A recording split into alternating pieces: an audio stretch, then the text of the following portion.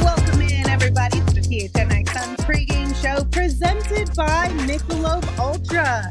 Michelob Ultra doesn't make us hungover, but we are definitely hungover from the trade deadline today. Fancy seeing all of you here once again. I'm Lindsay. That's Espo. Espo, how you feeling? You hungover from the trade deadline too? A little better that I had some Mick Ultra. Yeah, it's been a long day. This is my third of 4 shows today, so let's do this. Let's talk some trades. And Austin, we're calling it a trade deadline hangover because there's all these people that aren't playing for both the Suns and Jazz. I've been working nonstop. And Lindsay's been working on these shows. Like, it's a bit of a hangover, all right? Yeah, just because we all decided that collectively we think that the NBA should stop scheduling games on the trade deadline 100%. day, and that way they should just make a thing out of it, kind of like the draft or whatever. Because Oh God, not like the draft. They'll make it 2 nights long. I mean, yeah, but No. I meant from like a TV perspective, like a viewership thing or whatever. Because Put it in prime time. then a bunch of teams end up not having guys, and then these games are kind of weird, like scheduled L's to an extent in some situations. I don't know. But if you missed all of the craziness around the trade deadline, Phoenix did make a move. So it's a 3-team deal that gets Royce O'Neal and David Roddy to the Suns, and we sent out different picks, second rounders, and a pick swap. And we also sent out Yuta Watanabe, Jordan Goodwin, Chimezie Metu, and Keita Bates-Diop. Yeah, So 3 second-round picks and then a pick swap to Memphis. It was a little challenging than our friend Gerald Bourguet tapping into them sources on a trade. A trade machine, trade deadline Thursday. He says from sources the Nets are getting these 3 second-rounders from the Suns in the Royce O'Neal deal. The least favorable of the Magic, Pistons, or Bucks picks in 2026. The Grizzlies pick in 2028. The Grizzlies pick in 2029. The pick swap going to the Grizzlies as part of the Royce O'Neal, David Roddy trade allows Memphis to swap their 2026 first-round pick for the least favorable of the Suns, Wizards, or Magic's first-rounders that year. This gets so damn complicated with pick swaps. All of it really is super kind of complex if you think about it. I mean, in our trade deadline show, which if you guys haven't seen that, you can go check that out. It's on our YouTube page. We went through, Gerald shared some of the math from David Nash on Twitter. And it was like, so it was to the T almost that they had to get it to make this trade happen, because the basic math was curious as to how the math actually worked on this. So yeah, you have to get 110%, within 110% of the salary. The 4 guys that went out added up to about that with Royce O'Neal. And then apparently the Suns had a trade exception that was a simultaneous trade exception because there's multiple of them. Some can't be used with players, others can, that they used to get Roddy. All very complicated, all basically CBA jargon. All you need to know is Royce O'Neal and David Roddy are in Phoenix. Those 4 guys aren't, and there's 3 second-round picks that no longer belong to the Suns. I believe they have 2 second-round picks left in their arsenal for like the next decade. So. Chris asked, is Royce playing in the next game? It's dependent. It's dependent on when he gets here. They also have to do like post-trade type physical things and whatnot, and it'll just kind of be up to the training staff and the coaching staff if they feel like he's ready and they're all comfortable to have him play. So it's kind of a toss-up at this point. Yeah, and look, this is a deal that gives you now 7, maybe 8 solid rotation guys. Royce O'Neal was a guy that you hoped if KBD lived up to his potential, he could be Royce O'Neal. Well, you noticed that KBD wasn't living up to that potential. You got a guy in Royce O'Neal who's been through it, has playoff experience, can hit the three at a 38% clip, and is a good defender. His great defender days were left back in the Utah years. But he still has the defensive IQ. Yes. And, he may not be able to keep up with some of the faster players in the league, but he can probably still hold his own in a fair amount of situations. But, he also shoots a lot of threes, you guys, and we love that. And the Suns get his bird rights, which is a positive as well. He actually shoots 5 a game. He has the last 2 years, so he's not shy to pull the trigger. 2 open roster slots as well because of this, which means buyout candidates become quite interesting here in Phoenix. I saw a stat that like 80% of Royce O'Neal's shot attempts are threes. Mm-hmm. Yeah, which is why his field goal percentage is so low. He shoots a little over 40%. Actually, do we have his stat graphics? Let's take a look at it. I mean, he shoots 38% from the field, almost 39% this year, and 37% from three. He's a career 38% shooter. But that shows you how many of his buckets are from the three-point line. He's averaging that 7.4 points, 4.5 rebounds, and 2.8 assists. He is a sneaky good passer, so that's a benefit as well when he's out there with the big threes. He's a guy that can help in distributing the basketball. Or if he's out there and Book's on the bench, he could potentially carry a little bit of that load as well.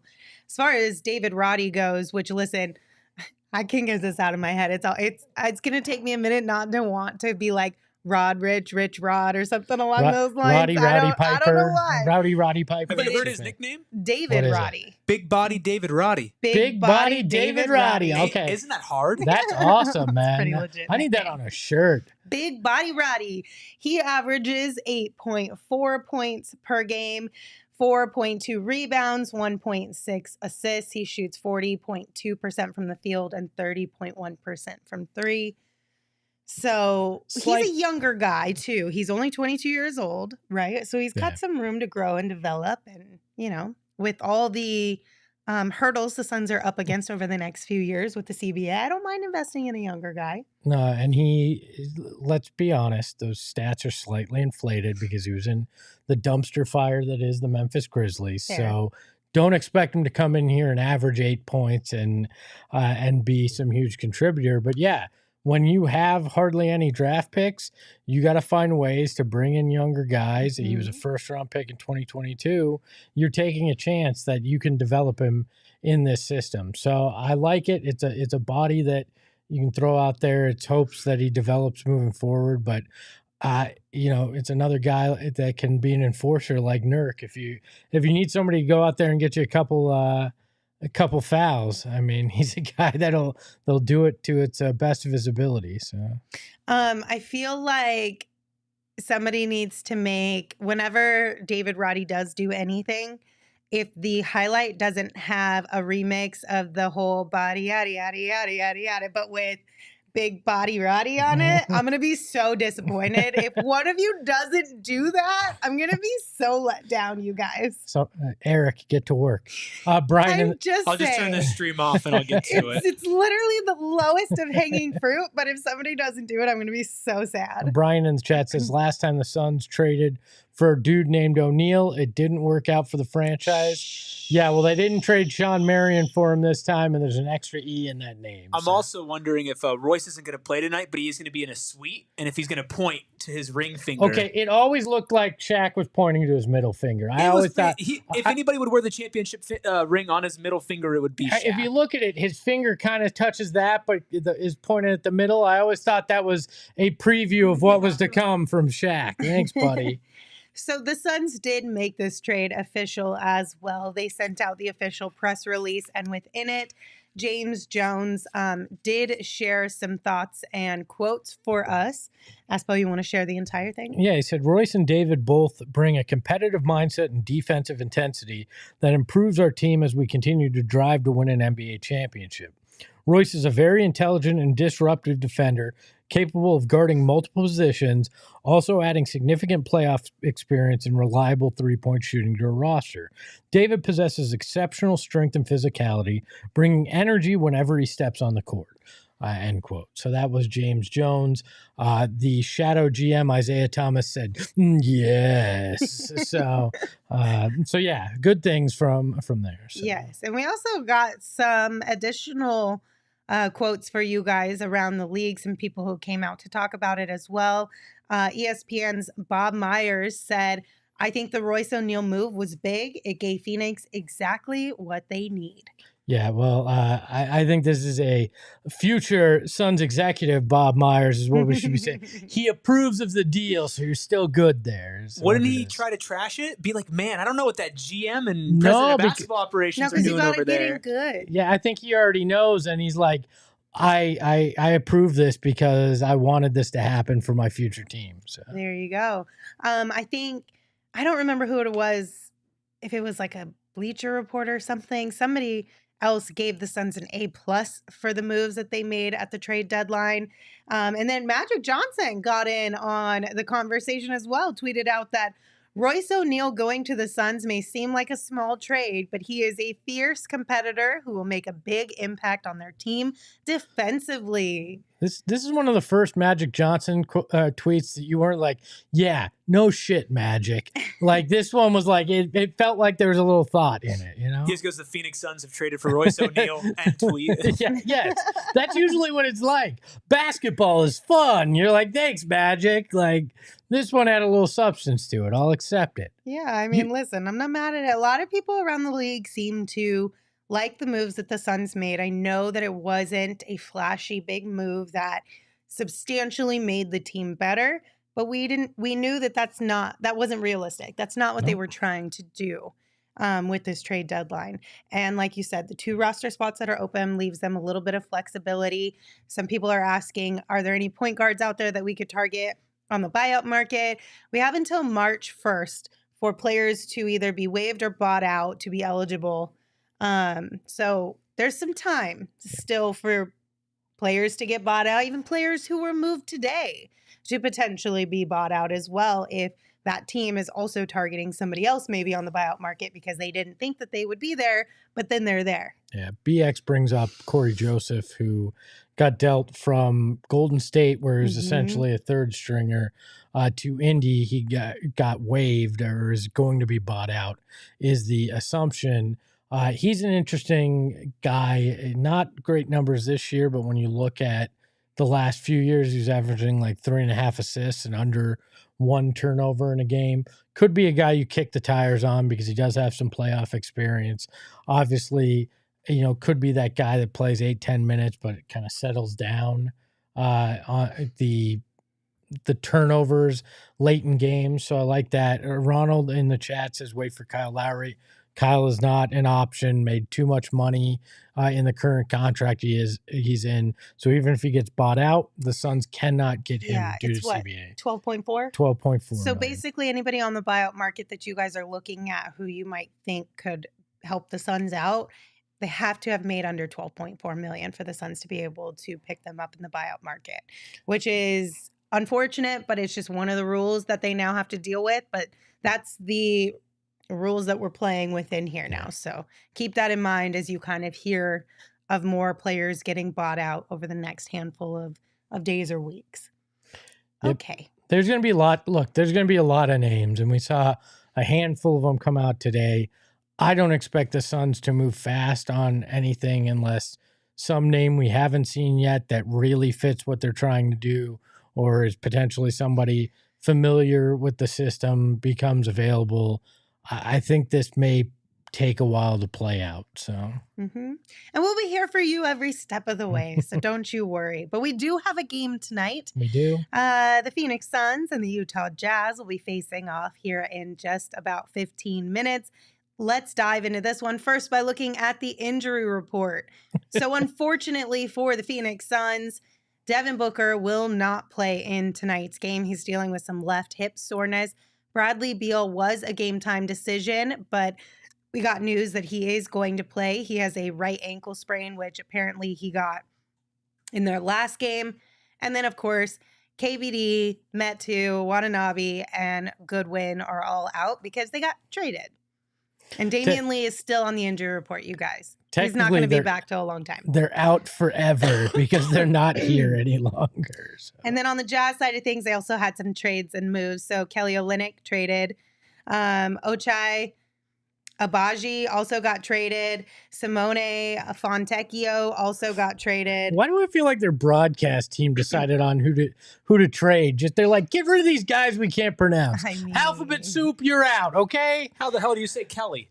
I mean, how? We don't know. Hey, if Olynyk hadn't been in the league as long as he had, Olynyk probably caused problems early on too. So get the hell out is what they're saying. So both teams are a little shorthanded because of the trade deadline. But here's what Frank Vogel had to say about Book and Beal and their injuries. Yeah, Devin is out. He had some, what they're calling hip soreness, flared up from the game the other night, and is not able to go. Hopefully it's not long-term, and he'll be day-to-day. And Bradley's going to be questionable, game-time decision. He sprained his ankle in the game the other night, swelled up, and he's hoping to play, but he's going to see how it feels pregame. Did that happen on his last three where he kind of... He's not exactly sure which play it happened on. It's just one of those things that woke up the next day like, damn, it's really swollen. So hopefully we don't see Book miss too many games here. Maybe, and obviously best case scenario is this is the only game he misses because he is kind of slowly tiptoeing with every game he misses to that threshold for postseason awards. Yeah, and don't push it. Like, I kind of, honestly, I feel like Brad should have probably just sat out as well. Yeah. Like, I know wins are important and all, but I don't know. Yeah, I kind of expected them both to sit out because now this feels like, I know it's not a lot of your rotation guys necessarily, but you're missing a lot of people. It's a weird game in general right now. I kind of thought they'd sit both of them. Yeah, but Bradley Beal is going to play. So looking at this Utah squad, Espo, obviously I think one of the biggest things here for me is going to be rebounding tonight. Mm-hmm. The Jazz are second in the league in total rebounding and second in offensive rebounding. It's been an area this season where the Suns have been a little hot and cold. There's certain nights where it's like, yep, they took care of business. And other nights it was like, you can't get beat on the boards like that. And this is a team that has multiple players who will fight you for those rebounds. Yeah, look, this is another game. Take care of the basketball. Play your game. Even without Devin Booker, you should be able to beat this Jazz team. I mean, yeah, you're missing one guy that was kind of half in the rotation and three guys you weren't playing, so that shouldn't have a real impact. This is a team you should be able to beat if you just play smart. Mm-hmm. And they've struggled so much with that, averaging almost 15 turnovers a game. You can't have that tonight. You just play smart basketball. And, we're probably going to see a decent amount of Bull tonight. Super Bowl week! Hey-o. Boo, boo, boo, boo! And why not? I'm at a point where I'm like, yeah, give this kid additional run. Let's see if this is fool's gold or if he is a guy that makes this an 8-deep rotation right now. I mean, I don't think there's a better time than now to make those moves. Yeah, I also listen, the Jazz have been a little bit better as of late. They're also on a 2-game win streak, just like the Suns are. So it's not going to be an easy battle for the team tonight. So who are you picking and what you going with? Look, in a weird game like this, I'm of the mindset that you just kind of lean cautiously. I said Suns by 3. Flex says Suns by 1. Gerald says Suns by 1. I think we're all kind of in that. What's the mentality? How is it just bizarre because you've just seen 4 of your guys leave and Books out tonight? Mm-hmm. I have the Suns by 5. I don't know. I'm kind of feeling like maybe now that the weight is off of everyone's shoulders, especially a guy like Nasir Little, who is involved in a lot of the conversation, at least around the Suns. Maybe somebody brought it up in the chat and said maybe he can play a little more freely, knowing that he's okay for now. Or play at all. I mean that too. They basically put him on ice until after this deadline. It'll be interesting to see if he gets an opportunity in this. I think the biggest question tonight, though, is how do they play the point guard position tonight? Because Devin's been playing that. EG's starting. Yeah, so it better be Brad handling the ball. Beal better be handling the ball. But EG does, for whatever reason, seem to shoot a little bit better when he starts. Oh, so I'm not worried about. Might get a little bit more contribution in that column of the box score from EG in this one. Yeah, I'm not worried about his shooting, the scoring. I'm just worried about how do you keep the offense moving? How do you not turn over the ball? Devin has been such a key to that. Lee?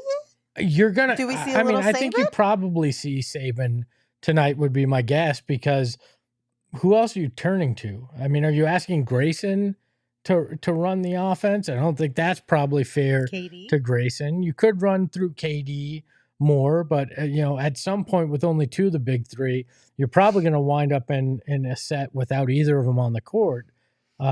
Sometime in the second, or early in the second, maybe, or late in the second. So you're going to have to figure out some answers. I bet Saban gets a little time. So yeah. It'll be interesting. I'm excited for everybody in the chat who is excited about Bol minutes tonight, and that we might get a little bit more from him. That's who's going to run the point. Duh. Isaiah Thomas in the background yet again. Best ball handler on the Suns. Exactly. What are the guys wearing in this one, Aspo? They are wearing the statement edition again with the PHX court to match it. And the Jazz are wearing their association edition, which is much better than the highlighter trash that we saw before, with the Jazz note on it and the numbers under it. I kind of like these. I mean, I can't hate on this white jersey like any more than I hate on the rest. But if I was putting all of the white ones in a tier system, this one would probably be towards the top. Yeah, I've always liked that Jazz note logo, even though it makes no sense in Utah. So, Wow Factor said Teo Maladon, Espo, duh, for running the point guard point tonight. He ain't gonna be not in street clothes. I'm just gonna call him street clothes from now on. That's unfortunate. What do our friends over at the BetMGM Sportsbook app think about this one? I really thought this was going to be a shrug emoji from them tonight, but they have the Suns by 6.5, so we'll see how that goes. Yeah, I mean, if you feel like the Suns are going to take an L tonight, I would definitely put some money on that money line for the Jazz plus 200. Yeah. Not too shabby, and I think that might actually be a bet that one of our fellow PHNX Suns co-hosts made in this one. Flex had Jazz by 1 for his picks tonight. I think he's thinking it's just kind of a scheduled loss, books out. It's one of those things where maybe the guys just are like, it is what it is. So now he's got the Jazz money line plus 200. Now he's got to root for the Suns to lose for him to finally win a bet. What is he, masochistic tonight? Or maybe he was just like, listen, I haven't been getting many W's betting on the Suns. Let me bet on the opponent and see if that's a good strategy moving forward. Lord knows he needs a win. I was going to say, if there's anybody who could throw a mix at the table and just see what sticks, it's Flex, because he's down minus 46.01 in this competition, and the rest of us are sitting in at least a nicer spot. Good luck, Flex. That's all I'm going to say. We can look at mine next here. I took Kevin Durant to score 40 or more at plus 850. I felt a lot better about this when I thought that we were going to see Beal not play, but I'll take this. So okay, I went with an easier one tonight. It's a minus bet, shocker, but it's just KD to make his first shot attempt. It's a minus 150. I've taken this before and it's hit. Sure, I only get like $6 back or something like that, $5 back, but whatever. I almost took Nurk to win. A win. I almost took Nurk to win the tick because he's lost 2 in a row, and but it was a minus 240, I think, or 220 tonight. So I went with this one since it's only a minus 150. Yeah, I was close. I almost pulled a Lindsay. Yeah. Let's take a look at Saul's bet as well if we have to. 2 legs tonight. It's the spread Jazz plus 6 and the over at 243.5. I'm going to say that the over is probably the tough part in that one. Yeah, so those are our bets for tonight's game. If you guys are making any bets on tonight's game, drop them in the chat. We want to know. But if you have not gotten in on the action on the BetMGM Sportsbook app, now is a great time to sign up using the promo code PHNX. When you use that promo code, all you got to do is place your first BetMGM Sportsbook wager through the BetMGM Sportsbook mobile app of at least $5, and you are going to receive 158 instantly in additional winnings regardless of your wager's outcome. So if you feel like you're not very good this year at sports betting, or if you're just new in the game, don't worry. If you take an L, you're still going to get hooked up by our friends over at the BetMGM Sportsbook app. You can check out the show notes for full details, and now you can listen to Damon talk about the disclaimer. Gambling problem? Call 1-800-GAMBLER. Available in the U.S. Call 877-8-HOPE-NY or text HOPE-NY 467-369 New York. Call 1-800-327-5050 Massachusetts. 21 plus to wager. Please gamble responsibly. Call 1-800-NEXT-STEP Arizona. 1-800-BETS-OFF Iowa. 1-800-270-7117 for confidential help Michigan. 1-800-981-0023 Puerto Rico in partnership with Kansas Crossing Casino and Hotel. Visit BetMGM.com for terms. This promotional offer is not available in New York, Nevada, Ontario, or Puerto Rico. Get stuffed, Ontario and Shane Diefenbach. Hi, Shane. Hi, Shane is in the Shane. chat, y'all. Say hi to Shane. All the OGs will know Shane. All right, Espo, any final picks or final thoughts before we get out of here and go watch this game? No, I got to get over there. I signed a 1 day. I'm going to have 6,000 tonight's game and be back for post game. No, look, you've got 2 of the 3, big 3. You've got Nurk. You've got Grayson. You have enough to beat the Jazz tonight. Don't turn over the damn ball. Facts. And get it done. Absolutely. And be sure to watch tonight's game on Arizona's Family Sports. You can see the game on Arizona's Family 3 TV and on Arizona's Family Sports Channel 44. And all you need to catch the games are an antenna. There are many options available online or at local retailers. And wherever you live in Arizona, you can visit azfamily.com and click Suns Games for listing information for your area. AZ Family is a great resource to help you find Phoenix Suns games on Arizona's Family Sports. Thanks for joining us. Don't forget to meet us right back here for the post-game show after the game wraps up. Okay, bye. We all silly like the mayor.